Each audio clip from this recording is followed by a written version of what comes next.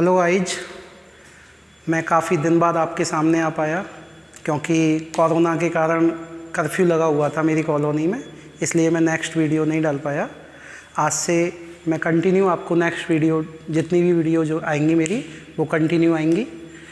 तो उसी क्रम में मैं आगे बढ़ते हुए आपको नेक्स्ट टॉपिक पे लेके चलता हूँ, एलर्जी।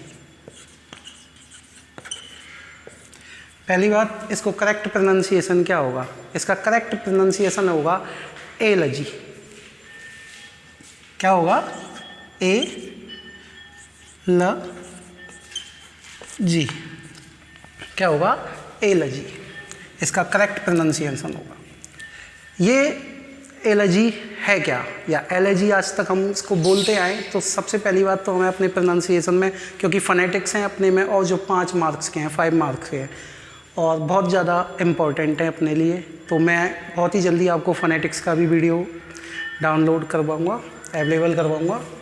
तो ध्यान दीजिए, एलर्जी है क्या? सबसे पहली बात, एलर्जी का जो मीन्स होता है, एलर्जी का जो मीन्स होता है वो होता है सैड सॉन्ग। एलर्जी का मीन्स क्या होता है? सैड सॉन्ग, शोक गीत। ये कहाँ से आया? ये जो मीन्स आया ये कहाँ से आया भाई? एलर्जी का मीन्स सैड सॉन्ग होता है, लेकिन ये आया कहाँ से? तो ध्यान देना, एलर्जी जो है ये ग्रीक वर्ड से ओरिजिन हुआ है। ग्रीक वर्ड, यानी कि एलर्जी जो है, इसको जो ओरिजिन हुई है वो किससे हुई है? ग्रीक वर्ड है एलेजिया।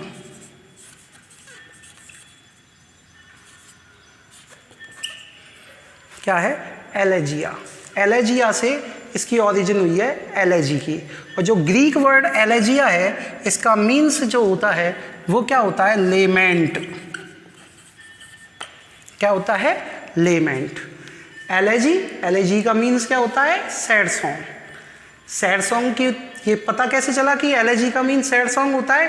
कि एलर्जी जो है उसकी जो ओरिजिन हुई है वो किससे हुई है? Greek word. और ग्रीक वर्ड क्या है? एलेजिया, और जिसका मीन्स होता है लेमेंट। और लेमेंट का मतलब होता है बिलाप। लेमेंट का मतलब क्या होता है? बिलाप करना।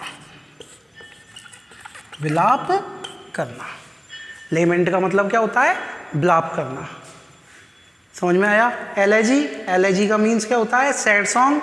एलर्जी की उत्पत्ति किससे हुई है? ग्रीक वर्ड, जिसका मीन्स क्या है?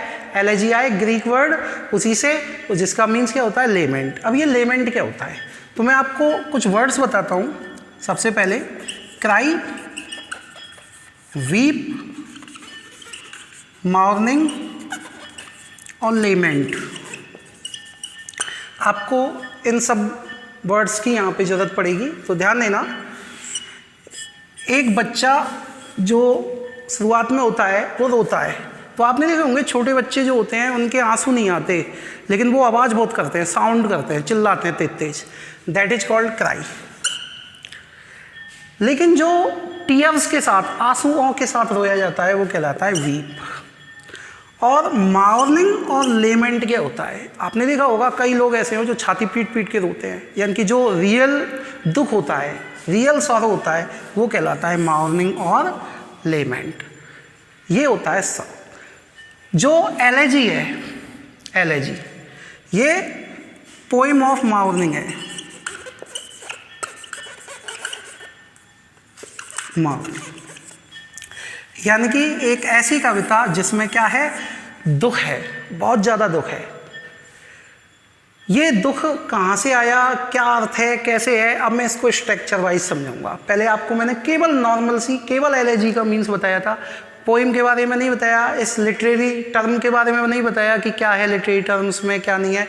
केवल मैं नॉर्मली आपको नॉलेज देना चाह रहा था एलर्जी क्या है। कि एलर्जी जिसका मतलब है सैड सॉन्ग, एलर्जी की जो उत्पत्ति हुई है वो ग्रीक वर्ड किससे हुई है? एलेजिया से, जिसका मीन्स क्या होता है? लेमेंट। फिर उसके बाद मैंने ओनली नॉर्मल सा क्या बताया कि लेमेंट क्या होता है। तो ये 3-4 वर्ड होते हैं, क्राई, वीप, मॉर्निंग और लेमेंट। आप यहाँ तक जो देख सकते हैं थोड़ा सा, ठीक है। इसके बाद आगे बढ़ते हैं।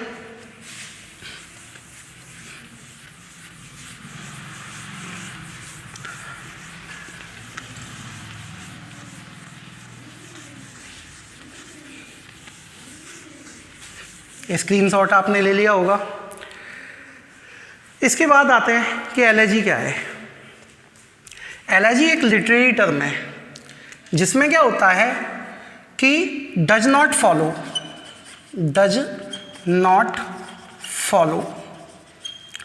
द स्ट्रक्चर, मीटर और राइम। यानी कि जो एलर्जी होती है वो क्या नहीं फॉलो करती, यानी कि ना तो उसमें स्ट्रक्चर होता है, ना मीटर होता है, ना राइम होती है, यानी कि कोई लय नहीं होता, कोई रिदम नहीं होता, कोई मतलब नहीं होता उसका स्ट्रक्चर का। इसमें क्या होता है, केवल इमोशंस जो होते हैं वो रिफ्लेक्ट किए जाते हैं। इसमें क्या दर्शाए जाते हैं, इमोशंस। और इमोशंस भी कौन से, इंडिविजुअल।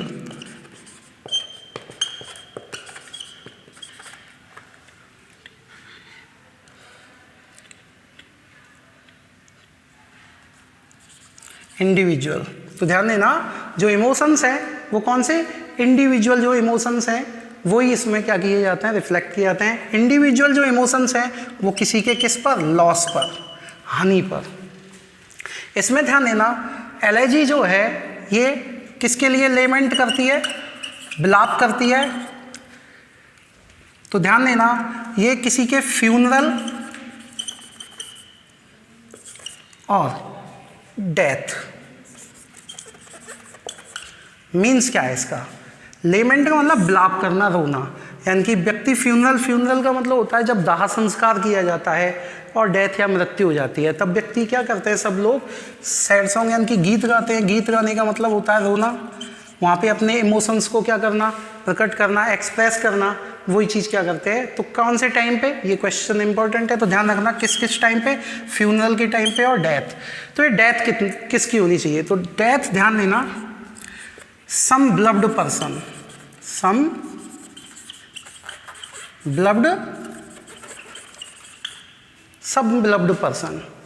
और पैट्रॉन का मतलब होता है रिलेटिव। पैट्रॉन का मतलब क्या होता है, रिलेटिव, जो सगा संबंधी होते हैं हमारे, उनकी। तो यानी कि अगर जो मृत्यु है वो किसकी हुई है, किसी बिलव्ड पर्सन की हुई है या किसी पैट्रॉन की हुई है, रिलेटिव की हुई है, उसकी मृत्यु पर, उसके शोक पर गाया जाने वाला गीत क्या कहलाता है, एलर्जी कहलाती है।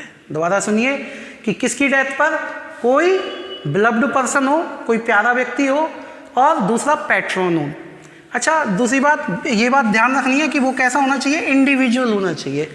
जैसे कई सारे पोइट हुए हैं, उन्होंने अपना कोई फ्रेंड वगैरह खोया है तो उन्होंने क्या किए हैं, शोक गीत लिखे हैं, एलेजीज लिखी हैं।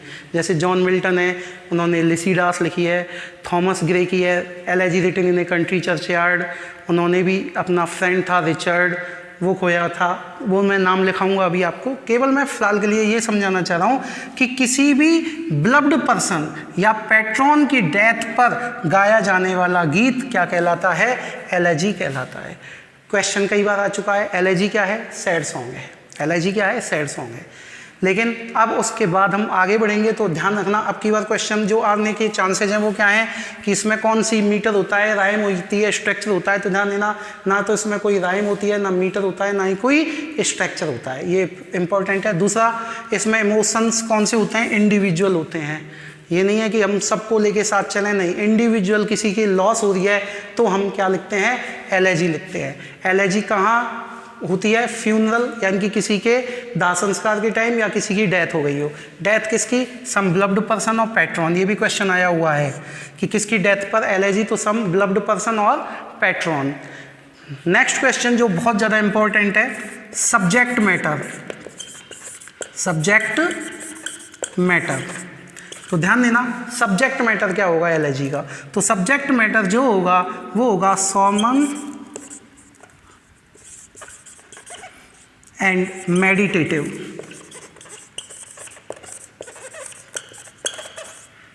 सोलमन का मतलब होता है गंभीर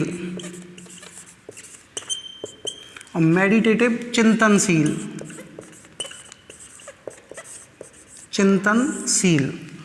अब किसी की मृत्यु हो जाएगी तो ये तो है नहीं कि हंसेंगे हम वहाँ पे, तो वो कैसे रहेंगे हम वहाँ पे, गंभीर सॉल्मन होंगे, मेडिटेटिव चिंतनशील। तो ध्यान देना ये इंपॉर्टेंट है कि what is the subject matter of LAG. तो एलएजी की सब्जेक्ट मैटर क्या होती है, तो सब्जेक्ट मैटर क्या होती है, सॉल्मन एंड मेडिटेटिव होती है।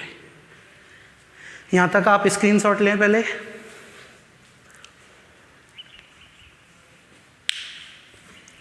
इसके बाद ध्यान दें,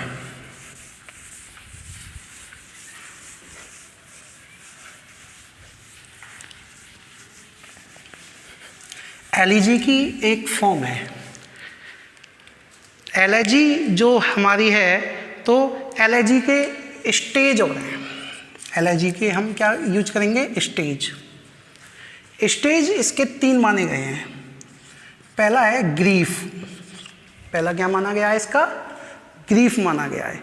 ग्रीफ का मतलब क्या होता है, दुख। ग्रीफ का क्या मतलब होता है, दुख। तो पहला जो होता है वो होता है कि आप क्या करेंगे, ग्रीफ, दुख करेंगे। दूसरा क्या होगा, प्रेज ऑफ समवन, प्रशंसा करना। लेकिन प्रशंसा किसकी करना, उस डेड पर्सन की, मृत्यु जिसकी हो चुकी है। जो डेड पर्सन है, जो हमारा बिलव्ड पर्सन है, जिसकी हम क्या हो रही है, मृत्यु हो गई है, तो उसकी हम क्या करते हैं, प्रेज। आपने देखा होगा, देखिए ये चीज़ नॉर्मल है, और नॉर्मल वे में ही अगर हम इनको याद रखेंगे तो बड़ी इजी वे में होती है। हम किसी के यहाँ डेथ पे जाते हैं, वहाँ पे सबसे पहले दुख प्रकट करते हैं। दुख प्रकट करने के बाद हम क्या कहते हैं, यार बहुत अच्छा व्यक्ति था। चाहे वो व्यक्ति बुरा है, लेकिन हम एक बार जरूर कहेंगे कि यार बहुत अच्छा व्यक्ति था। और लास्ट में हम क्या करेंगे, कंसोलेशन। कंसोलेशन माने क्या होता है कि कंसोल करना, कंसोल करना कि सांत्वना देना। फिर हम सांत्वना दे के आते हैं कि नहीं यार कोई दिक्कत नहीं है, तुम सही रहो। तो ध्यान देना कि कितनी स्टेज होती हैं एलआईजी की, 3 है। ग्रीफ, सबसे पहले दुख व्यक्त किया जाता है। दुख व्यक्त करने के बाद क्या किया जाता है, प्रेज ऑफ समवन, यानी कि उस व्यक्ति की जो मृत्यु हो गई है उसकी प्रशंसा। और थर्ड क्या है, फाइनली कंसोलेशन। ये इसकी क्या होती हैं, 3 स्टेजेज होती हैं। एलआईजी की एक फॉर्म है जो बहुत ज़्यादा प्रसिद्ध है, पेस्टोरल एलआईजी। कौन सी है, पेस्टोरल एलआईजी। पेस्टोरल का मतलब होता है रूरल। रूरल जो एरिया होते हैं उनसे रिलेटेड। जो रूरल एरियाज होते हैं, कंट्री साइड होती हैं, गांव के एरियाज होते हैं, देहाती एरियाज होते हैं, वहाँ पे जो शेफर्ड है, शेफर्ड ग्वाले, उन शेफर्डों के द्वारा गाया जाने वाला गीत क्या कहलाता है, पेस्टोरल एलआईजी कहलाता है। दोबारा सुनिए, पेस्टोरल एलआईजी क्या होती है कि शेफर्ड होते हैं, शेफर्ड किन्हें बोलते हैं, ग्वाले। ग्वाले जो गाय भैंसों को चराने के लिए जाते हैं, जब उनका कोई फ्रेंड की डेथ हो जाए तो वो क्या करते हैं, एक शेफर्ड दूसरे शेफर्ड के लिए क्या करता है, ग्रीफ करता है, प्रेज करता है, कंसोलेशन करता है। उसी को क्या कहा गया है, पेस्टोरल एलआईजी। तो एक शेफर्ड के द्वारा दूसरे शेफर्ड पर दुख व्यक्त करना जब वो मर जाए, वो क्या कहलाएगा, पेस्टोरल एलआईजी। पेस्टोरल एलआईजी के बाद ध्यान देना, इसमें एक पेस्टोरल एलआईजी जॉन मिल्टन की है, लिसिडस। कौन सी है, लिसिडस। तो ये चीज़ ध्यान रखें, जॉन मिल्टन की एक क्या है, मैं यहाँ लिख देता हूँ, लिसिडस। तो ध्यान दें, जॉन मिल्टन की एक क्या है, एलआईजी है, लिसिडस, जो काफ़ी फेमस हुई थी। तो ध्यान देना ये कौन सी है, पेस्टोरल एलआईजी है। तो दोबारा ध्यान दें, एलआईजी सैड सॉन्ग जो है उसकी कितनी स्टेज हैं, 3 स्टेजेज हैं, ग्रीफ दुख, प्रेज ऑफ समवन, कंसोलेशन। और जो एलआईजी है उसकी कौन सी फॉर्म सबसे ज़्यादा फेमस है, पेस्टोरल एलआईजी। तो क्वेश्चन आ सकता है कि which form is used in LIG, तो कौन सी, पेस्टोरल एलआईजी। तो ध्यान रखना, रूरल एरिया है, पेस्टोरल एलआईजी क्या है कि रूरल एरिया में कोई शेफर्ड जब ग्वाला क्या करता है, गाय भैंसों को चराने के लिए जाता है, तो ग्रेजिंग करने जाता है तो वहाँ पे वो दूसरे शेफर्ड का क्या करता है, दुखी, उस दूसरे शेफर्ड के बारे में ग्रीफ करता है, प्रेज करता है, कंसोलेशन करता है, उसी को ही क्या बोलते हैं, पेस्टोरल एलेजी। अब मैं आपको यहाँ पर आप क्या कर सकते हैं, स्क्रीनशॉट ले सकते हैं।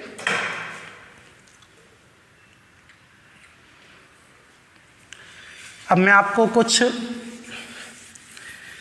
फेमस एलर्जीज के बारे में नोट करा देता हूँ कि कुछ फेमस एलर्जीज हैं, लेकिन आज तक ऐसे क्वेश्चन आए नहीं हैं, लेकिन गारंटी नहीं है, इसलिए आप थोड़ा सा इनको भी, जो फेमस एलर्जीज हैं, सबसे ज़्यादा फेमस है elegy written in a country churchyard.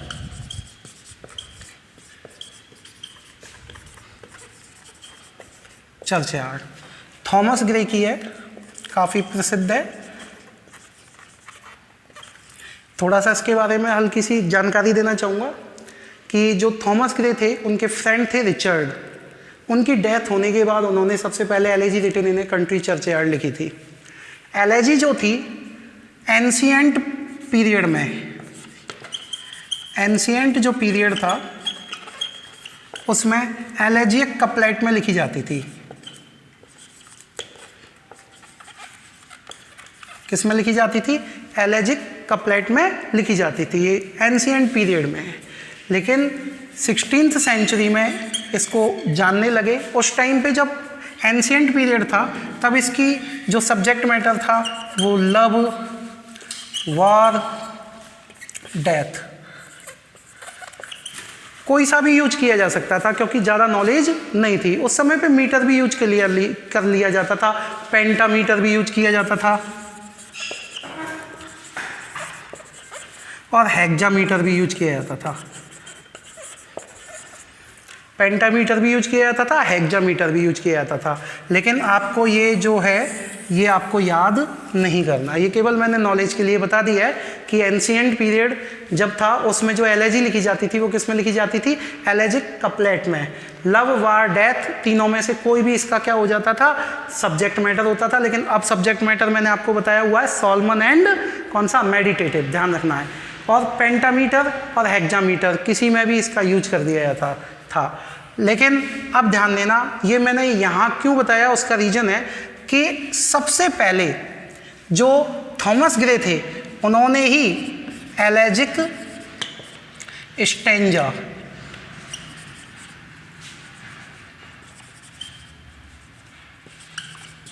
Stanzas, एलेजिक stanzas में क्या स्टार्ट की थी, ये एलर्जी लिखना स्टार्ट किया था। सबसे पहले जो थॉमस ग्रे थे उन्होंने किसमें, एलेजिक स्टेंजाज जो थे उनमें। ध्यान देना, अगर आप ध्यान देंगे थॉमस ग्रे की आप एलर्जी निकालेंगे तो इसको एक और कह सकते हैं एलेजिक, ध्यान देना, क्वार्टरेंस स्टेंजाज, यानी कि 4 लाइन्स हैं उसमें, और 4 लाइन्स को हम क्या लिखते हैं, मैंने उस टाइम पे बताया हुआ है क्वार्टरेंस। और कपलेट्स मैंने बताई हुई हैं, 2 लाइन्स को कपलेट्स और 4 लाइन को क्या बोला जाता है, क्वार्टरेंस। ये मैंने सोनेट पिछला जो वीडियो है उसमें बताया हुआ है। तो ध्यान देना, एलेजिक स्टेंजाज जो सबसे पहले एलर्जी की शुरुआत की थी दोबारा से लिखने की, वो किसने की थी, थॉमस ग्रे ने। तो आप क्वेश्चन अगर आए कि थॉमस ग्रे ने किस में, यानी कि एलर्जी अब किस में लिखी जाती है, तो एलर्जी जो लिखी जाती है वो एलेजिक किस में, क्वार्टरेंस, क्वार्टरेंस या एलेजिक स्टेंजाज। ठीक है, दोनों में से किसी में भी एलेजिक क्वार्टरेंस और एलेजिक स्टेंजाज में इस समय पर एलर्जी लिखी जाती है। तो सबसे पहले elegy written in a country churchyard Thomas Gray की है। उसके बाद है आपकी एडोनिस, ये किसकी है, अल्फ्रेड टेनिसन।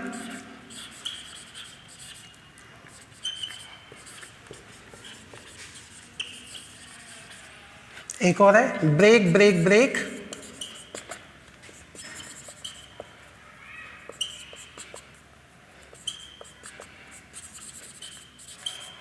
ये भी किसकी है, अल्फ्रेड लॉर्ड टेनीसन की है। उसके बाद मैंने आपको बताई थी लिसिडस जो किसकी है, जॉन मिल्टन।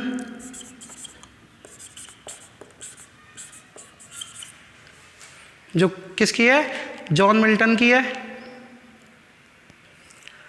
एडोनिस की ये इन मेमोरियम है।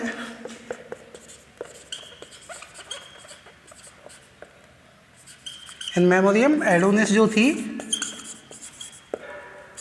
वो पीवी शैली, पर्सी बाइस शैली। तो आप ये थोड़ा सा फेमस एलएजीज हैं जिनको ध्यान रखना है कि एलएजी रिटन इन कंट्री चर्चयार्ड किसकी है, थॉमस ग्रे की, बहुत प्रसिद्ध है। इन मेमोरियम किसकी है, Alfred Lord Tennyson. Break break break ये भी अल्फ्रेड लॉर्ड टेनीसन की है। लिसिडस किसकी है, जॉन मिल्टन की है। एडोनिस किसकी है, पीवी शैली की है। तो ये कुछ फेमस एलएजीज हैं जो आप इनको नोट कर सकते हैं, आप स्क्रीनशॉट ले सकते हैं। इसके बाद नेक्स्ट वीडियो आपके लिए कल आएगा। आपको कैसी लगी वीडियो आप कमेंट करके ज़रूर बताएं। Thank you.